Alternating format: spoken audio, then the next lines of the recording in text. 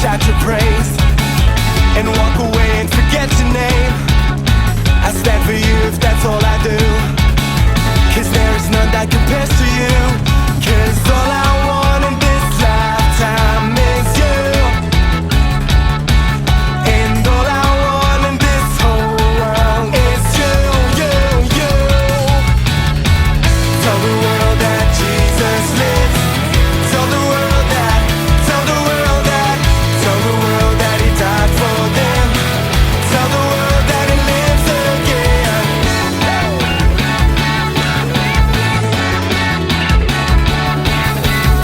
No longer I, but Christ in me. It's the truth that sets me free. How could this world be a better place? But by thy mercy, by thy grace. 'Cause all I want in this lifetime is you, and all I want in this whole world is you, you, you. Everybody now! Tell the world that Jesus lives. Tell the world that, tell the world that, tell the world that he died for them. Tell the world that he lives again. Tell the world that Jesus lives. Tell the world that, tell the world that, tell the world that he died for them. Tell the world that he lives again. The front to the back, let's go, come on! Come on, come on, we'll tell the world about you. Come on, we'll tell the world about you. Come on, we'll tell the world about you. Come on, we'll tell the world about you. Tell the world that Jesus lives. Tell the world that, tell the world that, tell the world that he died for them. Tell the world that he lives again. Tell the world that Jesus lives. Tell the world that, tell the world that, tell the world that he died for them. Tell the world that he lives again. Come on, we'll tell the world about you. Come on, we'll tell the world about you. Come on, we'll tell the world about you. Come on, we'll tell the world about you. About you.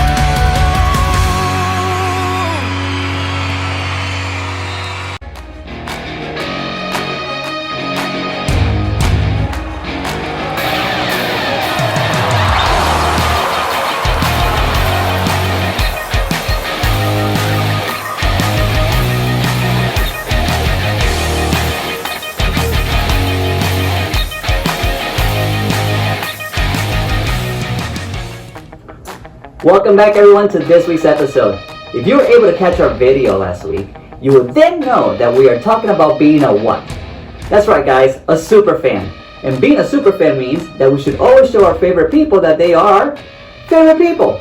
There's many of us that will write stories about our favorite athletes or actors, and some will wear our favorite team jerseys with the player's name and number on the back and take pictures so that the whole world will know who we are a fan of.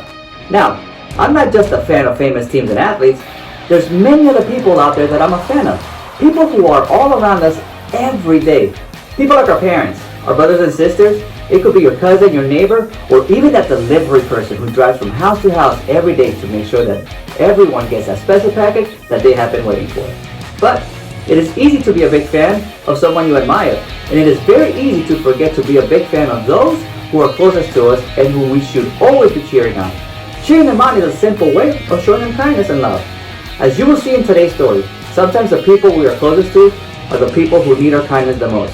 We'll see you in a bit. The Bible. It's 66 books of history, stories, letters, and poetry that fit together to form God's one big story.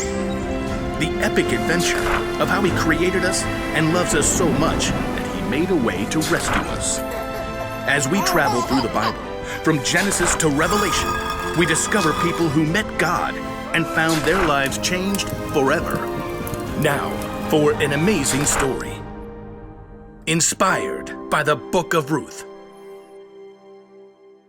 In the land of Moab, there lived a young woman named Ruth. She married a man from Judah and must have dreamed of a large family and many children. We'll name them Zeke and Hannah and... But Ruth's happily ever after ended before it began. Her husband died and his brother too, and that left Ruth alone with her sister-in-law Orpah and her mother-in-law Naomi, whose husband died too. I have nothing left. Naomi had come to live in Moab during a famine in Judah, but she had gotten word that there was plentiful food in her homeland again, so she planned to take a road trip. Ruth, Orpah, go back to your family homes. May the Lord show you kindness as you have shown me. So Orpah kissed her mother-in-law and left, but Ruth wouldn't budge. I'm going with you. Look, your sister-in-law is going back to her people. Don't urge me to leave you or to turn back from you. Where you go, I will go. Where you stay, I will stay. Your people will be my people, and your God, my God. Well, okay then. Finally, after a long and dusty journey, the two women arrived in Naomi's hometown of Bethlehem. Everywhere along the road, barley rippled in the breeze, golden and ready to harvest. Is that Naomi? She don't look so good. Don't call me Naomi. The Lord has made my life bitter. I went away full, and the Lord has brought me back empty. Don't listen to them. You just need dinner and a nap. Finding food was their top priority. Some of those barley fields belong to my husband's relative, Boaz. The grain is being harvested right now. Let me go to the fields and pick up the leftovers. Go, my daughter. The law instructed the landowners to leave behind some of the harvest for people who needed food, so Ruth followed behind the harvesters, gathering every bit of barley that fell to the ground. Barley. Let's see. You can barbecue it, boil it, broil it, sauté it. Ruth worked hard in the heat of the day. In the afternoon, Boaz came out to survey the harvest. The Lord be with you. The Lord bless you! Boaz spotted Ruth hard at work and asked his overseer, Who is that young woman? She came back from Moab with Naomi. She asked if she could pick up the extra grain and has barely rested all day. Boaz was moved by Ruth's care for Naomi. He waded through the barley to speak with her. Stay here and follow along where the men are harvesting. I'll make sure no one bothers you. And when you're thirsty, you get a drink from the water jars. Why are you so kind to me, a foreigner? I've been told what you've done for your mother-in-law, how you left your homeland to come here. May the Lord reward you. Boaz offered Ruth bread and roasted grain to eat, and at the end of the day, she was able to bring a large amount of grain home to Naomi. So much food. Ruth continued to work in Boaz's fields until the end of the grain harvest, but even then, life would have been very difficult for two women living alone together. So Naomi laid out a plan for Ruth. I will do whatever you say. At the end of the harvest, the workers threshed the grain to separate the edible kernel from the straw. Then they held a big celebration. When the meal was over and the lights burned low, Boaz laid down near the pile of grain to sleep. Ruth arrived and approached Boaz just as Naomi had told her to do. She folded the blanket away from his feet and lay down nearby. Who's there? It's me, Ruth. Please give me your protection since you're responsible for our family. Boaz was surprised, but what Ruth had said was true. The Lord bless you. Don't be afraid. I'll do what you ask. Everyone knows you are wise and kind. Even though Boaz agreed to help Ruth, there was a family member who was closer than Boaz. So in the morning, Boaz set out to meet that man and the town elders to settle the matter. I will buy Naomi's land and also marry Ruth, if you will let me. Well, I sure can't purchase Naomi's land and take care of my own land too. So we're good?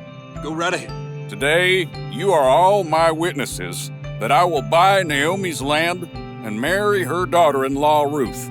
As soon as it could be arranged, Boaz and Ruth were married. Naomi came to live with them, and a short time later, Ruth and Boaz had a new baby boy. His name is Obed. Aren't you the sweetest little thing? So through the kindness of Boaz and Ruth, Naomi had a brand new home and a brand new family too. Everyone could see the difference in her face. Praise be to the Lord. He's given you a new lease on life, Naomi. Yeah, that Ruth is better to you than 7 sons. Now, Ruth's story doesn't end there. Her son Obed had a son named Jesse, who had a son named David, King David. And hundreds of years later, a new baby boy was born in Bethlehem who was a descendant of King David, and his name was Jesus.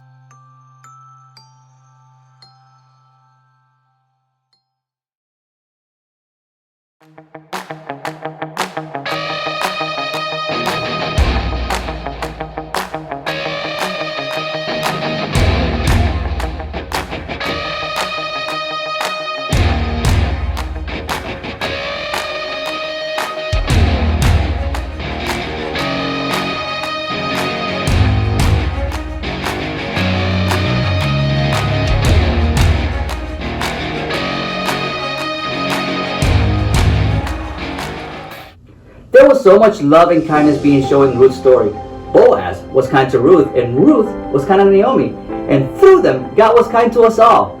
Did you know that Ruth was the great, several other greats later, great-grandmother of Jesus? Isn't that amazing? We should all be huge fans of Ruth. You see, kindness matters, especially when it comes to the people we are closest to, like our family and friends. But the people we are closest to can easily get on our nerves, so we can forget to be kind and loving to them. Or sometimes we just assume that those people know how we feel about them, so we never tell them. So we should never assume.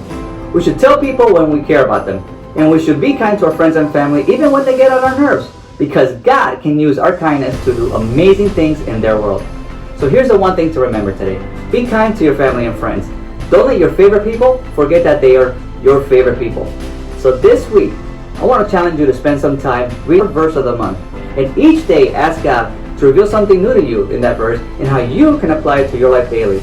Remember, God's word is true and alive, and that, my friends, is some good news.